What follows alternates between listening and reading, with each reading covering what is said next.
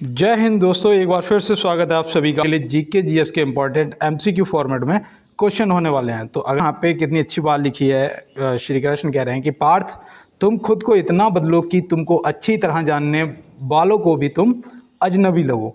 तो बिल्कुल सही बात है। और देखो, जब तक आप खुद को नहीं बदलेंगे तब तक दोस्त लक्ष्य की प्राप्ति होना पॉसिबल मुझे तो नहीं लगता है। और यहाँ पे देखो दिया है कि भारत के तिरंगे झंडे पर बना अशोक चक्र किसका प्रतीक है। तो आपको यहाँ पे बताना है कि जो अशोक चक्र है हमारे तिरंगे पे, उसमें कितनी तीलियाँ होती हैं। पहली चीज़ तो याद रखना कि 24 तीलियाँ होती हैं। दूसरा याद रखना जो अशोक चक्र बना है वो किसका प्रतीक है, तो वो है धर्म चक्र का, जो कि यहाँ पे ऑप्शन बी में दिया गया है।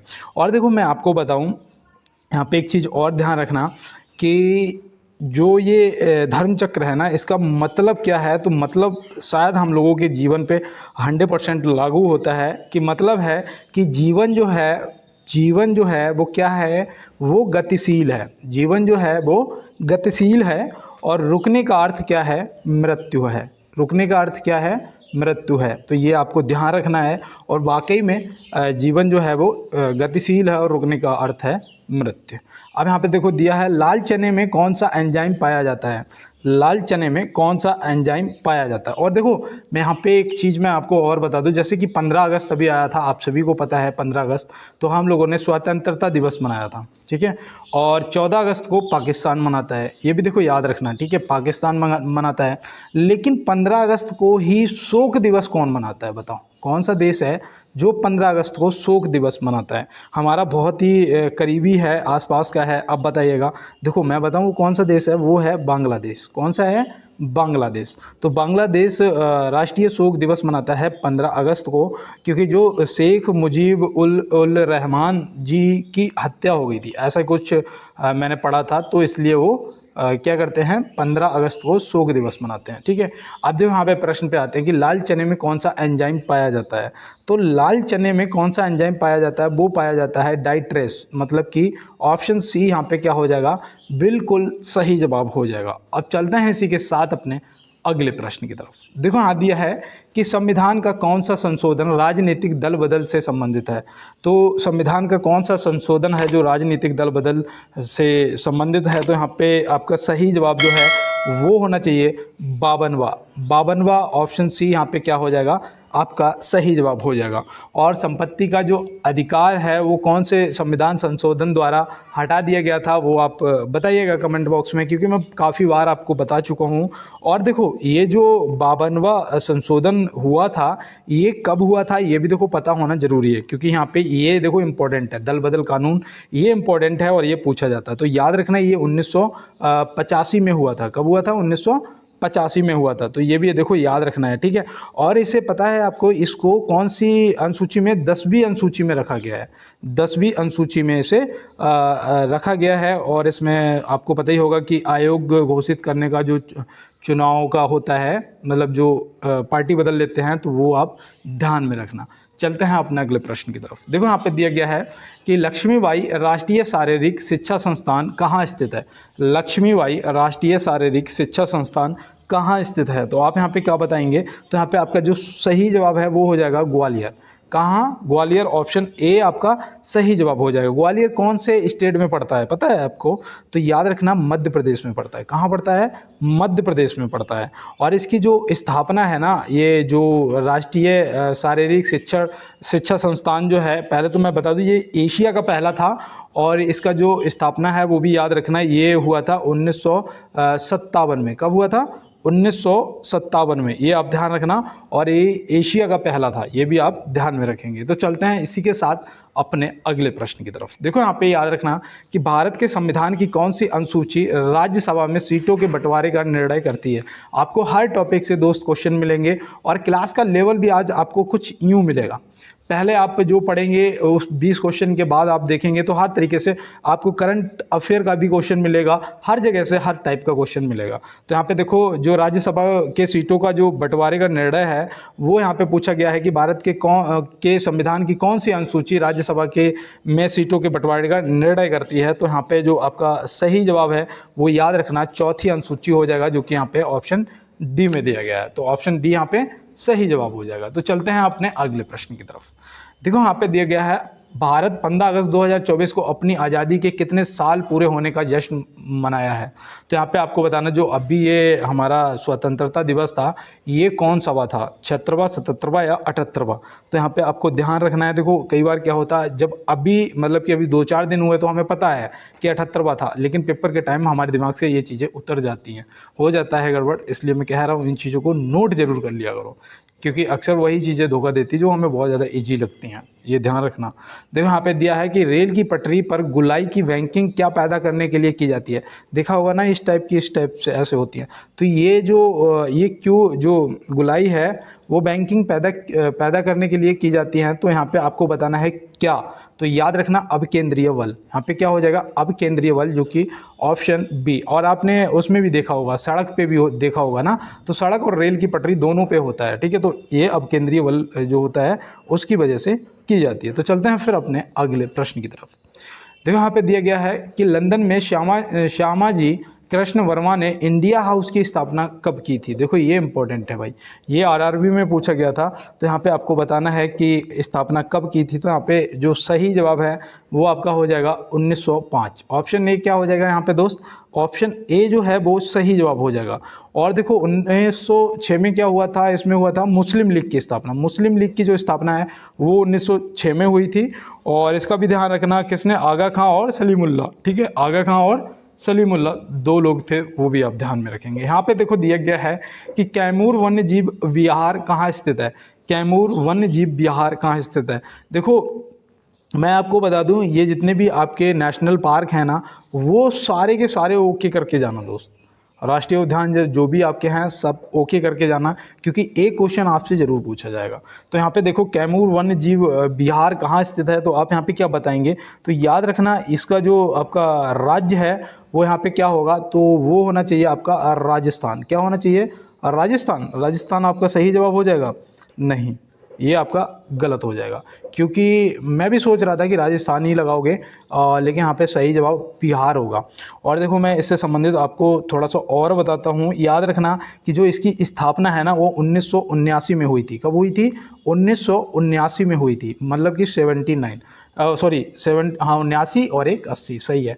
और यहाँ पे 1979 में हुई थी। पहली चीज़ तो आपको ये याद रखना है। और दूसरा याद रखना ये कौन से ज़िले में है, बिहार के। तो याद रखना कैमूर ज़िले में है। कहाँ है, कैमूर ज़िले में है। तो ये भी आप ध्यान रखोगे, ठीक है, कैमूर ज़िले में हो जाएगा। और यहाँ पे देखो राजस्थान में वो है कौन सा, सरिस्का। सरिस्का जो है वो कहाँ पर है, वो राजस्थान में है, ठीक है। तो इन चीज़ों को ध्यान रखना। दुधवा नेशनल पार्क वगैरह ये आपके उत्तर प्रदेश में है। तो चलते हैं अपने अगले प्रश्न की तरफ। देखो मैं इतने धीरे धीरे पता क्यों करा रहा हूँ, क्योंकि मुझे पता है जो पढ़ने वाला है वो लिख रहा होगा, और लिखने वाले के लिए थोड़ा धीरे करना पड़ता है, तभी वो लिख पाएगा चीज़ों को। और लिख लोगे तो याद हो जाएगा, ये 100% गारंटी है। अगर जिन चीज़ों को लिख लोगे वो याद हो जाएंगी आपको। देखो यहाँ दिया है कि दिल्ली के किस सुल्तान ने अपनी आत्मकथा लिखी थी। दिल्ली के किस सुल्तान ने अपनी आत्मकथा लिखी थी। तो यहाँ पे आप क्या बताएंगे।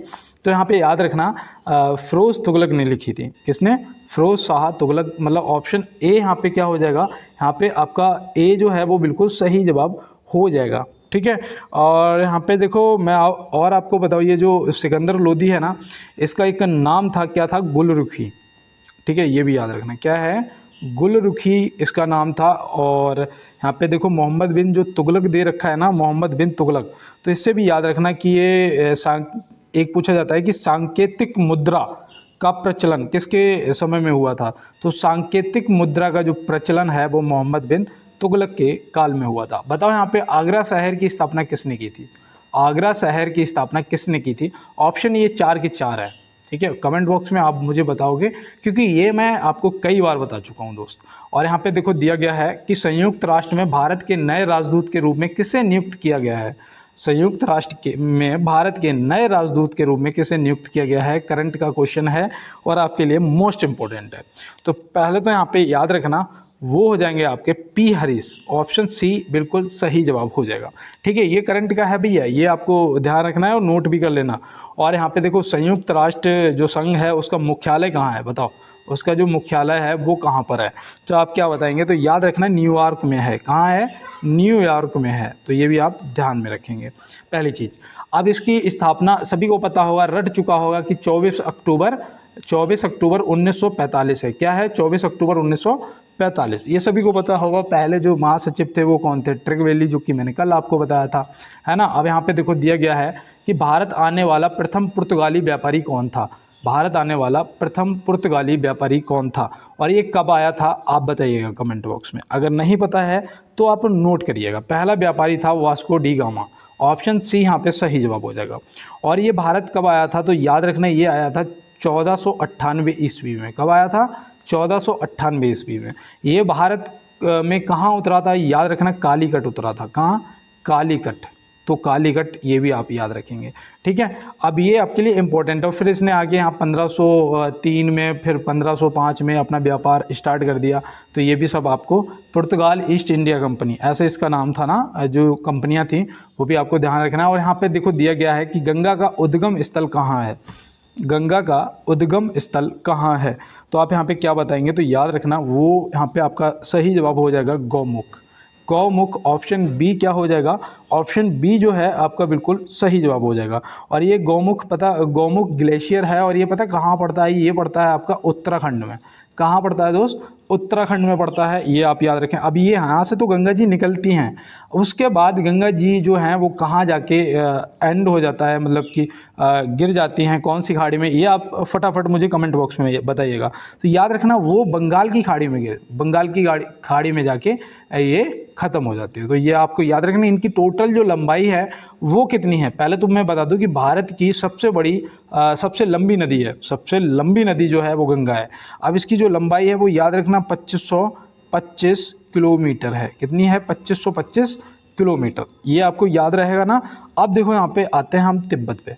बताओ तिब्बत से किसका वो है उद्गम स्थल, यहाँ पे आप बताइए तिब्बत से। तो देखो तिब्बत में आपका क्या हो जाएगा, तिब्बत में आपको ध्यान रखना है कि जो आपकी ब्रह्मपुत्र है ना वो कहाँ से निकल रही है, तिब्बत से निकल रही है। अब ब्रह्मपुत्र की लंबाई की भी बात करते हैं, तो अगर लंबाई पूछेंगे तो कितनी होगी, 2900 किलोमीटर। कितनी होगी, 2900 किलोमीटर, मतलब 2900 किलोमीटर आपका हो जाएगा। अब यहाँ पे देखो और भी दे रखा है रोहतांग दर्रा। रोहतांग दर्रा से आपको अगर कुछ याद आ रहा हो तो मुझे बताओ। तो रोहतांग दर्रा से आप क्या बताएंगे, देखो मैं आपको बताऊं, जो रावी है वो तो कहाँ, मतलब चिनाव में ख़त्म होती है। ठीक है, रावी जो है वो चिनाव में जाके ख़त्म हो जाती है। ये भी कहाँ से निकलती है, रोहतांग दर्रा से निकलती है, पहली चीज़। और दूसरी जो ब्यास है, ब्यास नदी, हाँ यही मैं थोड़ा कंफ्यूज हो रहा था। जो ब्यास नदी है ये भी यहीं से निकलती है। ठीक है, रोहतांग दर्रा के पास है, पास से ही उद्गम होता है। और ये जाके पता कहाँ ख़त्म होती है, ये होती है सतलज में जाके ख़त्म। कहाँ होती है, सतलज में मिल जाती है। ब्यास जो है ये सतलज में, रावी जो है ये चिनाव में, रोहतांग दर्रा से दोनों के, रोहतांग दर्रा के पास से निकलती हैं। और गौमुख आपका प्रश्न का जवाब हो जाएगा। और तिब्बत से आपकी ब्रह्मपुत्र जो कि 2900 किलोमीटर इसकी लंबाई है। तो फिर मुझे उम्मीद है कि यहाँ पे मैंने जो भी आपको बताया वो आपने सारा का सारा नोट कर लिया होगा। अब देखो यहाँ दिया है सूरत किस नदी के किनारे स्थित है। सूरत जो है वो किस नदी के किनारे स्थित है, तो यहाँ पे आपका सही जवाब हो जाएगा तापी नदी के किनारे। और देखो गंगा नदी के किनारे आपका ऋषिकेश है, हरिद्वार है, वाराणसी है, और आपका ये क्या कानपुर है, ये सब आपके क्या हैं, गंगा के किनारे स्थित हैं। और देखो संगम पर जो है, संगम पर आपका प्रयागराज स्थित है। और देखो यहाँ पे आपको याद रखना है कि जो एक बरेली शहर है, बरेली जो है वो रामगंगा, देखो ये भी याद रखना, जो यूपीपी की तैयारी कर रहे हो ना भैया, आपके लिए इंपॉर्टेंट है, रामगंगा के किनारे स्थित है। ठीक है, बरेली। और यहाँ पे देखो कावेरी के किनारे स्थित, बताओ कावेरी के किनारे अगर आपको याद आ रहा हो तो याद रखो श्रीरंगपट्टनम। श्रीरंगपट्टनम जो है वो क्या टीपू सुल्तान की राजधानी थी, बताओ। तो श्रीरंगपट्टनम जो है ये कावेरी नदी के किनारे स्थित है। ठीक है, ये याद रखना। गोमती के किनारे हो जाएगा लखनऊ। लखनऊ जो है वो गोमती नदी के किनारे स्थित है, तो ये भी आप याद रखना। ठीक है, अलकनंदा के किनारे बताओ, अलकनंदा है। तो याद रखना बद्रीनाथ जो है, बद्रीनाथ अलकनंदा के किनारे स्थित है। ठीक है, तो ये भी देखो आप ध्यान रखना, आपसे हो सकता है कि पूछ लिया जाए। और देखो कोटा, मुझे जो याद आता जा रहा है मैं बताता जा रहा हूँ। कोटा जो है ये चंबल नदी के किनारे स्थित है। और हैदराबाद जो है ये कौन सी है, देखो मूसी नदी, हाँ मूसी नदी के किनारे स्थित है। और देखो आपका जो ये अयोध्या है, अयोध्या सरयू नदी के किनारे स्थित है। तो ये सब याद रखना है यार, ये एकदम आपको रटे होने चाहिए, और रटोगे तभी दोस्त जब लिखोगे। देखो मुझे कैसे याद हुए, मुझे भी ऐसे ही याद हुए। मैं इन चीज़ों को, इन क्वेश्चनों को लिखता हूँ और फिर लिखने के बाद इसका क्लास बनाता हूँ, तो मुझे ये सब याद हो जाते हैं। देखो यहाँ दिया गया है शिव समुद्रम जलप्रपात किस नदी पर स्थित है। शिव समुद्रम जलप्रपात किस नदी पर स्थित है, तो आप क्या बताओगे, कावेरी नदी पर स्थित है। ऑप्शन सी बता दोगे, कावेरी नदी पर। तो ये तो बिल्कुल सही हो गया। अब मैं अगर इसकी हाइट की बात करूं, ऊंचाई की बात करूं, तो कितनी है बताओ। अगर ऊंचाई की बात करूं तो याद रखना 90 मीटर है। कितनी है, 90 मीटर। तो ये आप याद रखोगे ना। अब देखो स्वर्ण रेखा जो है नदी, उस पे कौन सी वो स्थित है बताओ। स्वर्ण रेखा जो है उस पे कौन सा वो जलप्रपात स्थित है, तो याद रखना हुंड्रू। कौन सा, हुंड्रू जो जलप्रपात है वो इस पे स्थित है। और इसकी जो हाइट है ना वो है 74 मीटर। कितनी है, 74 मीटर। नर्मदा नदी पर बताओ, अगर नर्मदा पे याद आए तो बताओ, बहुत इंपॉर्टेंट है आपके लिए। धुआंधार जलप्रपात याद रखना, ठीक है। और इसकी जो ऊंचाई है वो कितनी है, 10 मीटर। बताओ, देखो ये मुझे सही से कंफर्म नहीं है ऊंचाई इसकी, शायद 10 मीटर ही है, ठीक है। और शरावती नदी पर अगर आपको याद आ रहा हो तो बताओ। तो इस पे याद रखना सबसे ऊंचा आपका जो है भारत का, वो आप याद रखना जोगिया गरसोप्पा। और ये देखो आपके लिए मोस्ट इम्पोर्टेंट, इसकी जो ऊंचाई है ना वो याद रखना 260 मीटर है। कितनी, 260 मीटर, ठीक है। तो यहाँ पे देखो सभी का आपने नोट कर लिया। अब स्क्रीनशॉट ले लिया करो, अगर कोई दिक्कत हुआ करे स्क्रीनशॉट ले लो, नहीं तो PDF तो फ्री में आपके लिए है ही। अब देखो यहाँ पे दिया है कि हीराकुंड जल विद्युत परियोजना किस राज्य में है। हीराकुंड जल विद्युत परियोजना जो है वो किस राज्य में है, तो आप यहाँ पे क्या बताएंगे, आपका तुरंत जवाब आएगा भैया ओडिशा। अब मैं अगर नदी की बात करूँ तो आप बता सकते हैं, बताओ। नदी की बात करूँ तो क्या बताओगे, महानदी पर। क्या, महानदी पर। तो देखो यहाँ पे माँ पूरा नहीं बन पाया तो इसलिए आधा आधा लग रहा है, महानदी पर स्थित है। तो ये देखो आपको ध्यान रखना है, ठीक है, महानदी पर। और देखो यहाँ पे याद रखना एक वो है नर्मदा सागर परियोजना। नर्मदा सागर जो परियोजना है ये मध्य प्रदेश में है, ठीक है। नर्मदा सागर परियोजना जो है वो मध्य प्रदेश में है और ये नर्मदा नदी पर है, ये भी याद रखना। कोई दिक्कत आ रही हो कमेंट बॉक्स में यार तुरंत बताया करो, ठीक है। मैं तुम्हारा भैया हूँ और आप सभी मेरे छोटे भाई बहन हो, तो आपका ये फ़र्ज बनता है यार, जो चीज़ ना आया करो पूछ लिया करो। मुझे नहीं पता होगा मैं गूगल से पूछ लूँगा यार, इसमें कोई शर्म नहीं है। विद्या है मेरे पास, जो है मैं आपको दे रहा हूँ, आपके पास जो हो मुझे दे दिया करो, कमेंट बॉक्स में बताया करो भैया इसका भी, ये भी ऐड करो क्वेश्चन, मैं ऐड करूँगा यार। क्योंकि मैं चाहता हूँ कि जो मुझे याद है, जो मैं जानता हूँ, वो मैं किसी और के साथ में बांट सकूँ। इससे क्या होता है, इससे जो कहते हैं पुण्य बढ़ता है सच में। यहाँ पे देखो दिया है, हाल ही में भारत में कितने रामसर साइट की घोषणा की गई। ये करंट का क्वेश्चन है, पहली चीज़ इसको आप ध्यान में रखेंगे। और याद रखना 3 नए रामसर साइट की घोषणा की गई है। अब टोटल जो हैं वो कितने हो गए, तो टोटल जो हमारे हैं वो हो गए 85। कितने हो गए, 85 हो गए। देखो इसमें मैं आपको बताऊं, तमिलनाडु और मध्य प्रदेश से एक है, ठीक है, मध्य प्रदेश से एक हुआ है और तमिलनाडु से 2 हुए हैं। तमिलनाडु के एक तो वो है शायद नाजा रायन करके और एक काजू वैली, ठीक है, ऐसे करके 2 नाम हैं, वो याद रखना, मुझे याद नहीं आ रहा है फिलहाल, आप ध्यान रखेंगे। टोटल 3 नए अभी हुए हैं और ये टोटल 85 हो गए हैं, जिसमें 1 मध्य प्रदेश और 2 तमिलनाडु। अगर नए दोस्त जुड़े हो तो यार एक बार लाइक वाला बटन जरूर दबा देना, ठीक है। और पुराने दोस्तों सभी लाइक करते ही करते हैं, आप भी मुझे जरूर लाइक करिएगा, कमेंट बॉक्स में मुझे बताइएगा और साथ में सब्सक्राइब भी कर रही चैनल को, जिससे और चलते हैं दोस्त अपने अगले प्रश्न की तरफ। देखो यहाँ दिया है कि मध्य रेलवे का मुख्यालय स्थित है। मध्य रेलवे का जो मुख्यालय है वो कहाँ स्थित है। देखो रेलवे के जितने मुख्यालय है ना आपको टोटल याद रखने हैं, तो कितने हैं यहाँ पे आप बताइएगा, कितने मुख्यालय हैं। देखो इसे कहते हैं, अगर जरा सा भी दिमाग लगा गए ना तो काम हो जाएगा, है ना। अब बताओ यहाँ पे कितने मुख्यालय हैं, यहाँ पे आंसर भी लिखा हुआ है, अगर आपको थोड़ा सा भी अगर दिमाग दौड़ाओगे। और देखो यहाँ पे मध्य रेलवे के मुख्यालय की बात करेंगे तो मुंबई तो याद होगा, लेकिन बीटी या चर्च गेट यहाँ पे फंस रहे हो ना, तो याद रखना है यहाँ पे जो आपका सही जवाब है ना वो हो जाएगा मुंबई बीटी, ठीक है। और मुंबई चर्च गेट किसका मुख्यालय है? मुंबई चर्च गेट जो है वो किसका मुख्यालय? तो याद रखना वो पश्चिमी रेलवे का है, वो पश्चिमी रेलवे की, ये मध्य रेलवे का। और मध्य रेलवे जो है इसे 5 डिवीजन में विभाजित किया गया है। कितने? 5 डिवीजन में, ये भी देखो याद रखना, ये याद रखना है। और नई दिल्ली में बताओ किसका मुख्यालय है? नई दिल्ली में, तो नई दिल्ली में याद रखना उत्तर रेलवे का, उत्तर रेलवे का जो मुख्यालय है वो कहाँ है? नई दिल्ली में है, ठीक है। और जो देखो भारतीय रेलवे का मुख्यालय है वो भी दिल्ली में है, नई दिल्ली में, ये भी आपको याद रखना है, ठीक है। और देखो पूर्वोत्तर रेलवे का मुख्यालय, पूर्वोत्तर रेलवे का मुख्यालय, तो पूर्वोत्तर रेलवे का जो मुख्यालय है भैया वो गोरखपुर है। क्या है? गोरखपुर है, सॉरी, तो याद रखना, ठीक है। और कोलकाता मेट्रो का, कोलकाता मेट्रो का कोलकाता ही है, ये भी आप ध्यान में रखेंगे। तो चलते हैं फिर अपने अगले प्रश्न की तरफ। तो यहाँ दिया है सरहुल उत्सव किस राज्य में मनाया जाता है? सरहुल उत्सव जो है वो किस राज्य में मनाया जाता है? तो आप क्या बताओगे? देखो ये उत्सव भी याद रखना, जो आपके त्यौहार हैं सभी को आप एक बार देख लेना, क्योंकि एक पूछा जाएगा। मैं आपको वो चीज़ें बता रहा हूँ जो फिक्स हैं कि पूछी जाएंगी हर पेपर में। तो यहाँ पे देखो सरहुल उत्सव जो है वो किस राज्य में मनाया जाता है? तो आप यहाँ पे क्या बताएंगे? तो यहाँ पे आपका जो सही जवाब वो झारखंड होना चाहिए, जो कि ऑप्शन सी में दिया गया। नागालैंड से याद रखना एक ज़्यादातर पूछा जाता है हार्नबिल त्यौहार, बोला जाएगा कि हार्नबिल त्यौहार किस राज्य से संबंधित है? तो याद रखना नागालैंड से। और दूसरा मैं बता दूं, नागालैंड की जो आधिकारिक भाषा है अपनी राज्य भाषा वो है अंग्रेजी। क्या है? अंग्रेजी। तो ये भी आप ध्यान में रखेंगे, ठीक है। तो यहाँ पे जो भी मैंने बताया आपने नोट किया होगा। और सिक्किम का भी चलो नोट कर लो, सिक्किम का याद रखना, सिक्किम में लोसांग महोत्सव मनाया जाता है। कौन सा? लोसांग महोत्सव। तो लोसांग महोत्सव आप याद रखेंगे, ठीक है। लोसांग महोत्सव जो है वो आपको याद रखना है। तो चल रहे हैं अपने अगले प्रश्न पे और देखते हैं हमारा अगला क्या है।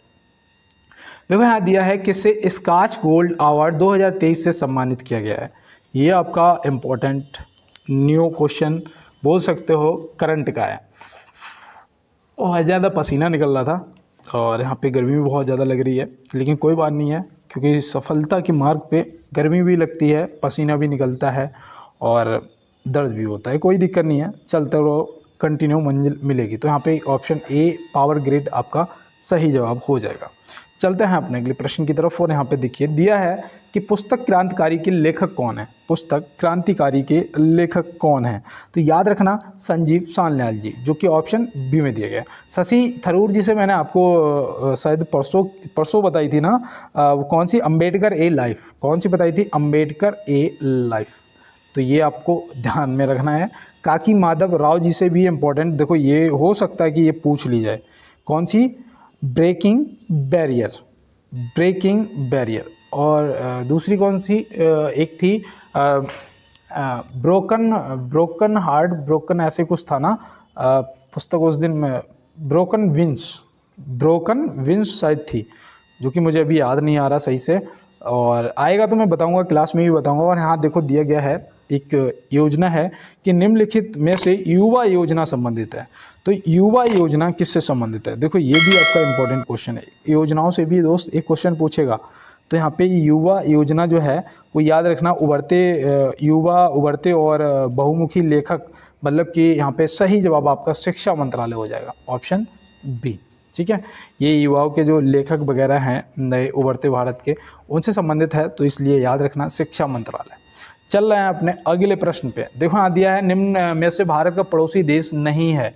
इनमें से ऐसा कौन सा देश है जो भारत का पड़ोसी देश नहीं है? देखो बांग्लादेश भी है, चीन भी है, नेपाल भी है। तो यहाँ पे ऑप्शन हमें अगर हटाना आता है तो हम सीधा लगा देंगे ऑप्शन डी इंडोनेशिया, जो कि सही जवाब हो जाएगा। चलते हैं अपने अगले प्रश्न पे। देखो यहाँ दिया है किसे हाल ही में देश का पहला गृह सचिव नियुक्त किया गया है? किसे हाल ही में अगला गृह सचिव नियुक्त किया गया देश का अभी? तो ये करंट का है और ये आपको पता होना चाहिए। पहले मैं आपको बताऊं, जो अभी तक हमारे थे वो थे अजय भल्ला जी, जो अभी तक थे, लेकिन अब जो हैं वो गोविंद मोहन जी हैं, जो कि ऑप्शन बी यहाँ पे क्या हो जाएगा?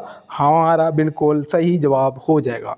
और चलते हैं इसी के साथ अपने अगले क्वेश्चन पे। अब देखो यहाँ पे दिया है विटामिन के का रासायनिक नाम क्या है। विटामिनों के रासायनिक नाम मैं आपको रोज़ करवा रहा हूँ अभी, क्योंकि मुझे पता है ये मैं अभी आपको कराऊंगा। फिर ये विटामिन किससे किससे मिलती हैं, वसा में घुलनशील विटामिन कौन सी हैं, ठीक है, जल पानी में कौन सी हैं, ये सब आपको पता होना चाहिए। तो पहले तो आप रासायनिक नाम क्लियर करो, जब लिखते रहोगे याद हो जाएंगे।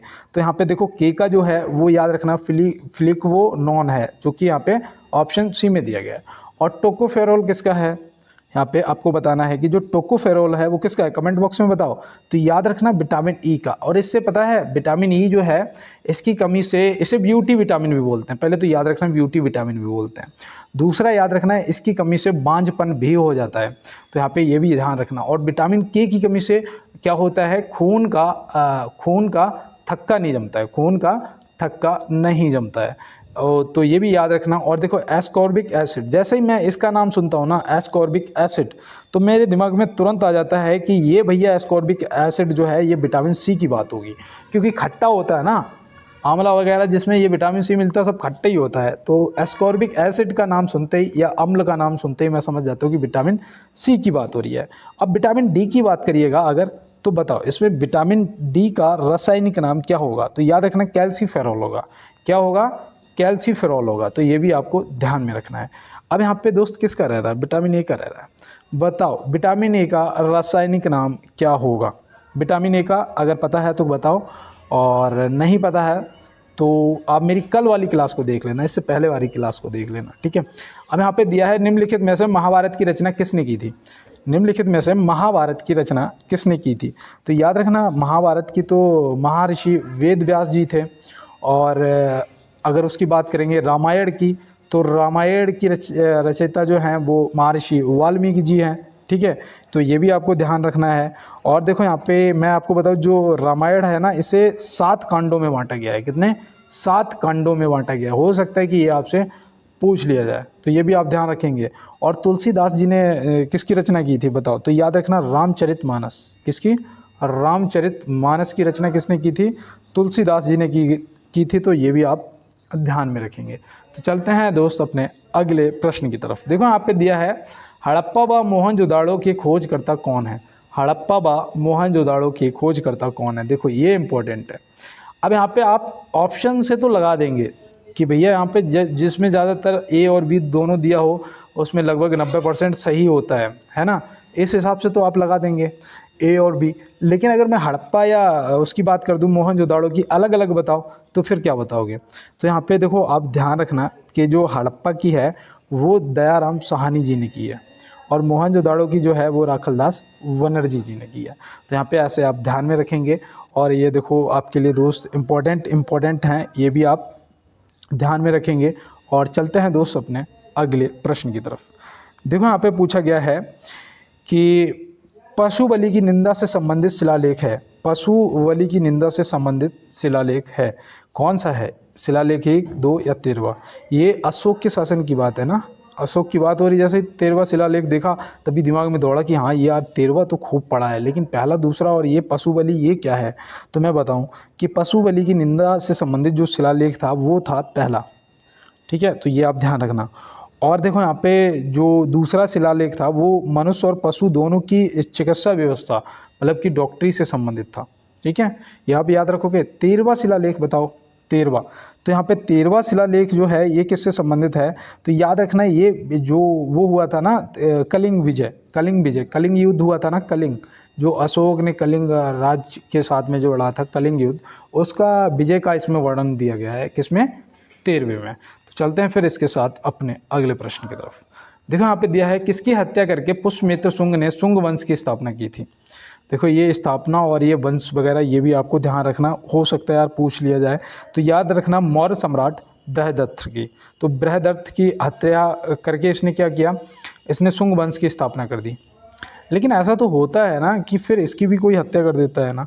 शुंग वंश के शासक की कर दी थी देवभूत यहाँ पे ये दे रखे हैं। इनकी हत्या किसने कर दी थी, तो इसकी हत्या जो कर दी थी वो वसुदेव ने करी थी। और फिर उन्होंने क्या किया था, उन्होंने कण्व वंश की स्थापना की थी। किसकी, कण्व वंश की स्थापना की थी। तो ये भी आप याद रखना, ठीक है। किसने, वासुदेव जी ने। देखो मैं यहाँ पे लिख देता हूँ, वासुदेव जी ने कण्व वंश की स्थापना की थी। देवभूति जो ये शुंग वंश का अंतिम शासक था, ठीक है। और मौर्य वंश की जो स्थापना थी वो चंद्रगुप्त मौर्य ने करी थी। किसको? धनानंद, मतलब कि नंद वंश का सफाया करके।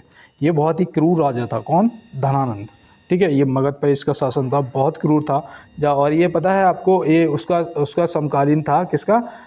वो सिकंदर का, ठीक है। ये सिकंदर का समकालीन था, ये भी आप ध्यान में रखना। और चलते हैं दोस्त अपने अगले प्रश्न पे, और इसको देखते हैं हमारे यहाँ पे क्या कह रहा है कि भारत का पहला ऑन्कोलॉजी प्रयोगशाला को कहाँ स्थापित किया है। ऑन्कोलॉजी प्रयोगशाला को कहाँ स्थापित किया है? यहाँ पे देखो, पता है क्या गड़बड़, पता क्या हो रहा है यहाँ पे, और यहाँ पे भी एक बिंदी होनी चाहिए थी, ठीक है। तो भारत का पहला ऑन्कोलॉजी जो प्रयोगशाला है, ये पता है आपको, ये कैंसर का वो है, कैंसर से संबंधित होता है, ठीक है। ये ऑन्कोलॉजी जो है ये कैंसर से संबंधित होता है, ये भी याद रखना। और ये केरल में इसका वो हुआ है स्टार्टिंग, ठीक है। तो कहाँ स्थापित किया गया है? केरल में किया गया। और ये देखो भारत का पहला और इम्पोर्टेंट भी है आपके लिए। और ये पता है आपको, करंट का क्वेश्चन है, ये करंट का है, अभी हाल ही की बात है। और यहाँ पे देखो दिया है कि G7 शिखर सम्मेलन का 49वां संस्करण आयोजन स्थल है। तो G7 शिखर सम्मेलन का 49वां जो संस्करण हुआ है उसका आयोजन स्थल क्या है, कहाँ पर हुआ है, यहाँ पे आपको ये बताना है। तो याद रखना हिरोशिमा, ऑप्शन ए। ये कहाँ पर? जापान में। कहाँ पर? जापान में। ये हिरोशिमा नागासाकी जो बम, परमाणु बम अमेरिका ने गिराए थे ना, याद है? तो ये आप याद रखना। और ये 2023 में हुआ था। कब? 2023 में हुआ है 49वां संस्करण। और 50वें की अगर बात करें तो ये कहाँ पर होगा बताओ? तो ये आप याद रखना, ये पहले तो 2024 में होगा, 2024 में होगा। और ये होगा इटली में। कहाँ पर? इटली में। जो यहाँ पे देखो इटली लिखा हुआ भी है, ठीक है। इटली में होगा 50वां, तो ये आप ध्यान में रखेंगे। और अभी फ़िलहाल रूस में तो कोई इतनी जल्दी जाता ही नहीं है, ठीक है, युद्ध चल रहा है। अब यहाँ पे दिया है मगही पान किस राज्य से संबंधित है। जो आपको याद हो, बनारस का पान खूब सुना होगा, बनारस का पान भैया, वो वहाँ पे गुलूकंद और उसमें कत्था और जो भी होता है वो सब बनारस में लगता है।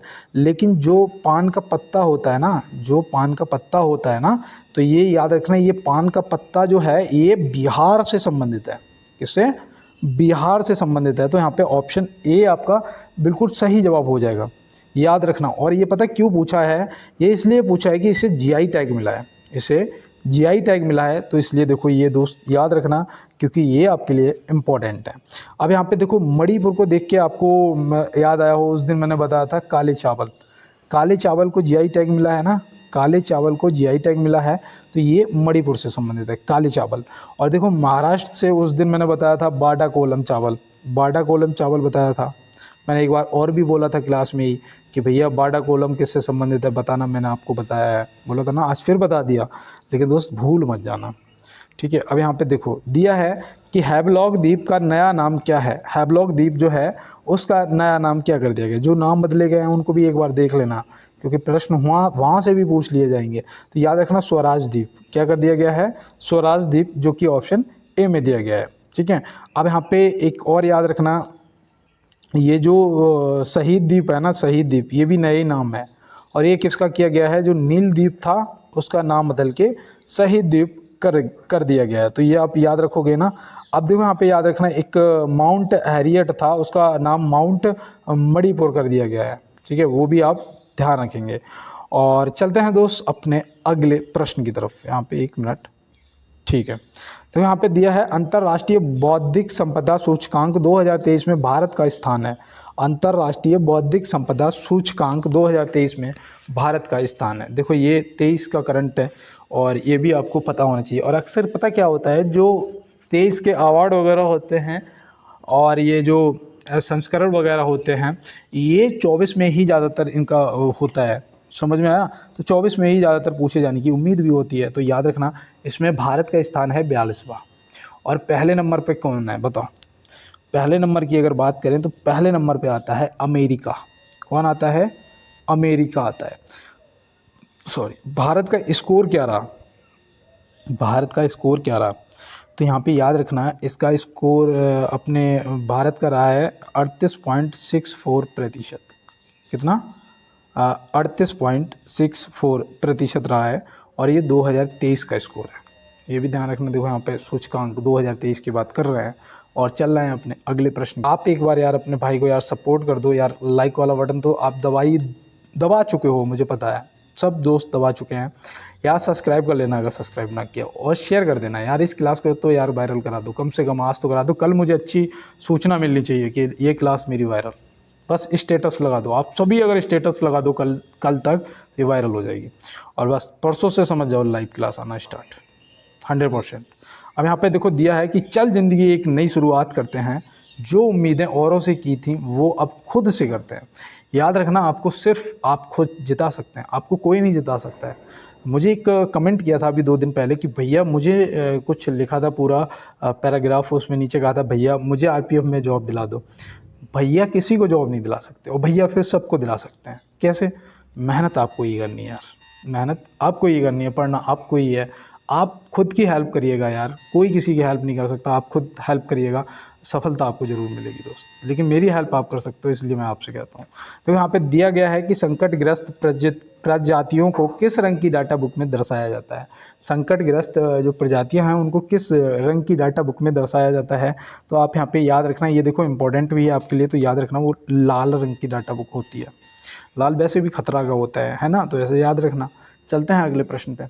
तो यहाँ दिया है भारत, एक मिनट क्या हुआ, हाँ ठीक है। भारत के पहले 5G निजी नेटवर्क का सफल परीक्षण किस टेलीकॉम कंपनी द्वारा किया गया है। तो वो है भारतीय एयरटेल। ऑप्शन सी क्या हो जाएगा आपका, यहाँ पे बिल्कुल सही जवाब हो जाएगा। याद रहेगा ना दोस्त। तो चलते हैं अपने अगले प्रश्न की तरफ। हड़प्पावासी किस वस्तु के उत्पादन में सर्वप्रथम थे। हड़प्पावासी जो हैं वो किस वस्तु के उत्पादन में सर्वप्रथम थे। तो याद रखना कपास के, ऑप्शन सी, ठीक है। और फसल, अगर फसल बताइएगा। चलो जौ और गेहूं में से ऑप्शन देता हूँ, वो कौन सी फसल थी जिसमें सबसे आगे थे, ठीक है। और चलते हैं दोस्त अपने अगले प्रश्न की तरफ। यहाँ पे दिया है निम्नलिखित में से किस नगर में मोती मस्जिद स्थित है। मोती मस्जिद, तो मोती मस्जिद ये सुना सुना सा लग रहा है, जो कि आगरा में है ना, ऑप्शन सी। और हैदराबाद में क्या है, चार मीनार है क्या। और दिल्ली में क्या है, लाल किला है पहला, तो जंतर मंतर है, और ये सब आप याद रखना, कुतुब मीनार है। और हवा महल कहाँ है, हवा महल जयपुर में है शायद, है ना। अब यहाँ पे दिया है लाहौर षड्यंत्र मामला किसके विरुद्ध रजिस्टर किया गया था। तो ये तो तुरंत देखते ही पहले एक बार तुरंत टाइप करो जय हिंद, एक बार टाइप करो जय हिंद, क्योंकि यहाँ पे हमारे गुरु जी की बात हो रही है। और वो कौन है, सब एकदम से जवाब देंगे, सभी के हैं, भगत सिंह जी। कौन है, भगत सिंह जी। ऑप्शन बी आपका सही जवाब हो जाएगा। और देखो हमारे गुरुदेव को फांसी की सज़ा जो है वो कब, मतलब फांसी कब दी गई थी, तो वो भी याद रखोगे, क्योंकि हमें पता होना चाहिए, हम लोगों के गुरु हैं ये। तो यहाँ पे याद रखना 23 मार्च 1931। क्या, 23 मार्च 1931 को ये शहीद हुए थे, ये आप याद रखना, ठीक है। और ये हुआ था ना, ये लाहौर वाला जो कांड हुआ था, ये कब हुआ था, तो ये भी याद रखना 1929 में हुआ था। कब हुआ था, 1929 में हुआ था। तो ये भी आप ध्यान में रखेंगे। और चलते हैं अपने अगले प्रश्न की तरफ। देखो यहाँ पे प्रश्न है कि भारतीय राष्ट्रीय कांग्रेस के प्रथम अधिवेशन में कितने प्रतिनिधियों ने भाग लिया था। भारतीय राष्ट्रीय कांग्रेस के प्रथम अधिवेशन में कितने प्रतिनिधियों ने भाग लिया था। तो वो याद रखना, वो थे 72, 72। ऑप्शन सी यहाँ पे क्या हो जाएगा, सही जवाब हो जाएगा। और इसका जो अधिवेशन है ना वो कब हुआ था, तो याद रखना वो 28 दिसंबर को हुआ था। 28 दिसंबर सन क्या थी, तो भैया स्थापना, मतलब कि फर्स्ट की बात हो रही है, 1885, ठीक है। और ये पता है बम्बई में हुआ था, बम्बई के गोकुलदासपुर संस्कृत करके विद्यालय था, महाविद्यालय, उसमें हुआ था। तो ये याद रखना बम्बई में हुआ था। तो चलते हैं अपने अगले प्रश्न की तरफ। देखो यहाँ पे दिया गया है, एक मिनट क्या हुआ, यहाँ पे दिया गया है किस जैन महासंगति में जैन धर्म 2 भागों में विभाजित किया गया था। तो वो जैन संगति कौन सी थी, तो आप क्या बताओगे। प्रथम कौन सी थी, प्रथम थी, पाटलिपुत्र में हुई थी। कहाँ पर, पाटलिपुत्र में, याद रहेगा ना। मैंने आपको कल की क्लास में 4 की चारों किसके शासनकाल में हुई थी, क्या अवधि रही, सब बताया था फुल डिटेल में। अगर नहीं देखी कल की क्लास को ज़रूर देख लेना, ठीक है। और मैं लिंक डिस्क्रिप्शन बॉक्स में दे दूंगा, चलो ठीक है, वो बाद बाकी आप भी देख लेना। और देखो यहाँ पे एक चीज़ आपको और याद रखना है कि ये 2 भागों में बटा था, वो दोनों भाग क्या थे।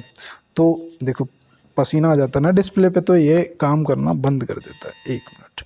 तो याद रखना ये दो भागों में बटा था, एक था श्वेतांबर और एक था दिगंबर। ठीक है, श्वेतांबर और दिगंबर दो भागों में बट गया था। इसमें जो श्वेतांबर वाले थे ना, ये मूर्ति पूजा को मानते हैं और ये जो है ये नहीं मानते हैं। तो ये आप ध्यान में रखेंगे। ये तो हर जगह होता है, हर धर्म में आप देख लीजिएगा कहीं भी कि हर मेंटिलिटी के, हर सोच के लोग होते हैं। अब यहाँ पे दिया है थर्मामीटर का आविष्कारक कौन है। थर्मामीटर का देखो, अब क्वेश्चन फटाफट करो क्योंकि अब गर्मी वाकई में कंट्रोल से बाहर हो रही है दोस्त, बहुत पसीना निकल रहा है। यहाँ पे सही जवाब गैलीलियो हो जाएगा, ऑप्शन ए हो जाएगा। और यहाँ पे एक चीज़ और याद रखना, देखो यहाँ पे ये कौन सा माइकल फैराडे दिया है ना, माइकल फैराडे, हाँ ये ठीक है, ये ट्रांसफार्मर के आविष्कारक हैं, ये भी याद रखना। ट्रांसफार्मर जो है ना, जो आपका वोल्टेज को कम ज़्यादा करता है, याद रखना ये ट्रांसफार्मर माइकल फैराडे। और चलते हैं अपने अगले प्रश्न की तरफ। और दूरबीन का भी गैलीलियो ने किया था, वो तो सभी को पता है। यहाँ पे दिया है हैरिस पार्क किस देश में स्थित है। ये पता क्यों पूछा जा रहा है, अभी मैं बताऊँगा। पहले तो आप सुन लो, ये ऑस्ट्रेलिया में है। पहले तो ये ऑप्शन सी यहाँ पे सही जवाब हो जाएगा, ऑस्ट्रेलिया। अभी ये पता क्यों पूछा है, इसके पीछे का रीज़न ये है कि इसका नाम बदलकर लिटिल इंडिया कर दिया गया है। क्या, लिटिल इंडिया कर दिया गया है, इसलिए ये इम्पोर्टेंट क्वेश्चन बनता है और हो सकता है कि पूछ लिया जाए क्योंकि ऑस्ट्रेलिया में है। दूसरा ये भी है। और यहाँ पे दिया है कि भारत की सबसे लंबी सहायक नदी है। भारत की सबसे लंबी सहायक नदी कौन सी है, तो आप यहाँ पे क्या बताओगे। तो याद रखना वो है यमुना नदी। क्या है, यमुना नदी। और ये यमुना जो है ये जाके कहाँ, ये गंगा में मिल जाती है। किससे, गंगा से मिल जाती है। तो ऐसे भी याद रखना। और मैं यहाँ पे आपको और भी चलो बता देता हूँ। देखो, एक प्रश्न पूछा जा सकता है जब सबसे लंबी की बात आ गई, तो सबसे बड़ा गुरुद्वारा बताओ, सबसे बड़ा गुरुद्वारा बताओ। चलो, अगर पता है तो बताओ, नहीं पता तो याद नोट करो। स्वर्ण मंदिर। स्वर्ण मंदिर कहाँ है, स्वर्ण मंदिर कहाँ है, अमृतसर में है ना। अब देखो, सबसे अधिक मार्ग बदलने वाली नदी कौन सी है, वो कोसी है।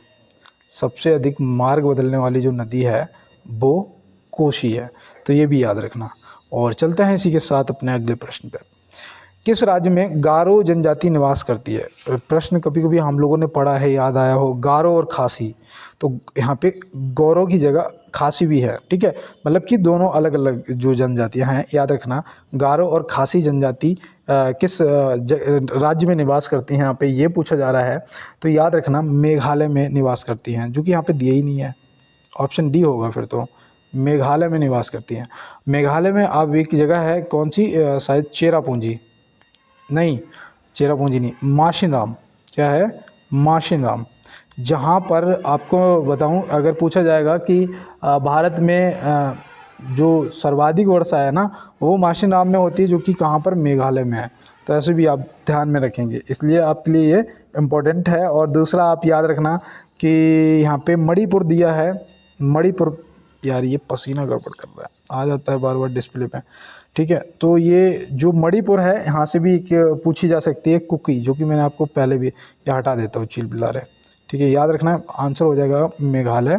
और मणिपुर से याद रखना कुकी। एक तो कुकी जो कि मैंने आपको कई बार बताया, ठीक है, कुकी बताई थी। और कुकी के साथ में मैंने एक और भी आपको बताया था, लेप्चा जनजाति। कौन सी, लेप्चा जनजाति। तो ये आपकी मणिपुर की हो गई। ठीक है, याद रहेगा ना। तमिलनाडु से आपकी टोंडा हो जाएगी, टोंडा जनजाति, तमिलनाडु। और जो भील है ना, भील, वो याद रखना, वो आपकी जम्मू कश्मीर में भी है और छत्तीसगढ़ में भी पड़ती है। और कौन से राज्य में निवास करती हैं, अगर पता है तो कमेंट बॉक्स में बताना, और नहीं तो इन दोनों को तो नोट कर ही लेना। चलते हैं फिर अपने अगले प्रश्न की तरफ।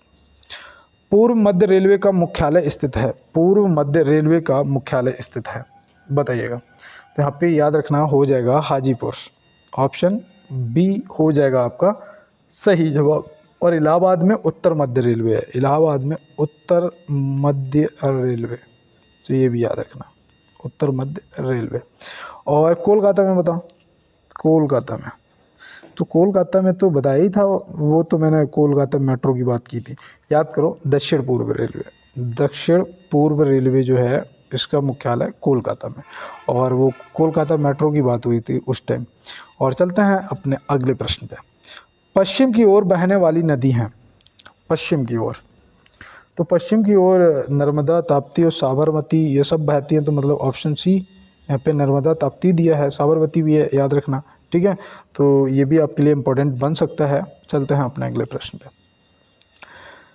सब कुछ छोड़ देना पड़ता है कामयाब होने के लिए और लोग कहते हैं इसका भाग्य अच्छा था। सही बात है यार, अभी कोई नहीं देख रहा हमारे कष्टों को, अभी कोई नहीं देख रहा हम कितना जग रहे हैं, कितना सो रहे हैं, कितना खा रहे हैं, क्या कर रहे हैं, क्या नहीं कर रहे, किसी को मतलब नहीं है। लेकिन जिस दिन दोस्त सफल हो जाओगे ना, अरे यार इसकी तो किस्मत अच्छी थी, क्या हमने क्या मेहनत नहीं करी थी, हमने भी बहुत करी थी, हुआ ही नहीं, इसका हो गया, किस्मत का सब खेल है ना।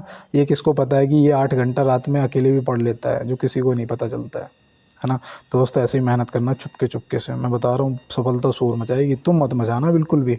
ठीक है, और यहाँ दिया है कि भारतीय गैंडे कहाँ पाए जाते हैं, भारतीय गैंडे कहाँ पाए जाते हैं, तो ये यहाँ पे काजीरंगा नेशनल पार्क। भैया एक सींग वाला गेंडा, अब राज्य बता दो ये कौन से राज्य में है। अगर चुपके चुपके पढ़ाई कर रहे हो तो बता दोगे, मुझे पता है। ठीक है, कमेंट बॉक्स में बताना, मुझे भी पता चलेगा, लास्ट तक क्लास भी देखी है, कोई है ऐसा शेर पंजाब। और यहाँ पे चलते हैं अगले प्रश्न की तरफ। देखो यहाँ पे दुधवा जो है, दुधवा, दुधवा ये, एक मिनट क्या हो रहा है, दुधवा ये देख, इसका तो काजीरंगा हो ही गया था। दुधवा ये आपका उत्तर प्रदेश में है, और गिर नेशनल पार्क ये आपका गुजरात में है, ये भी ध्यान रखना। ठीक है, और चलते हैं अपने अगले प्रश्न की तरफ। यूरेनस सूर्य के चारों ओर एक परिक्रमा में कितना समय लेता है, बताओ। यूरेनस सूर्य के चारों ओर एक परिक्रमा में कितना समय लेता है, याद रखना दोस्त, 84 वर्ष का समय लेता है, ऑप्शन सी हो जाएगा। और यहाँ पे देखो 88 दिन दे रखा है, 88 दिन बुध, याद रखना बुध।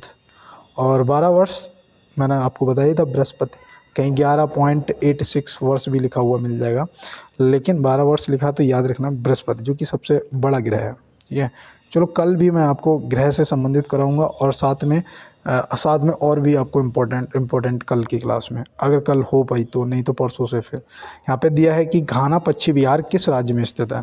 घाना पश्चिम बिहार जो है ये किस राज्य में स्थित है, तो याद रखना भैया ये राजस्थान में है, रणथंभौर राजस्थान में है ना, रणथंभौर। और ये घाना पश्चिम बिहार ये भी आपका राजस्थान में हो जाएगा। और हरियाणा में कौन सा है, हरियाणा में वो है कोई पश्चिम बिहार, देखो क्या नाम था उसका, नाम देखो जबान पे है लेकिन याद नहीं आ रहा, मुझे नहीं याद आ रहा, छोड़ो। मध्य प्रदेश में आपका कूनो, ये तो सभी को पता है, मध्य प्रदेश से कूनो नेशनल पार्क, पता है ना, निमामिया से 8 चीते आए थे, याद है, तो ये मत भूलना। ठीक है, और देखो मेरे भी यार दिमाग से उतर जाता है, हर चीज़ जो लिखता हूँ इसका मतलब ये तो है नहीं यार कंप्यूटर की हर जो लिख लिया वो भूलना ही नहीं है ना, रिवीजन नहीं करता हूँ तो उतर जाता है दिमाग से। और मिलते हैं दोस्त नेक्स्ट क्लास में।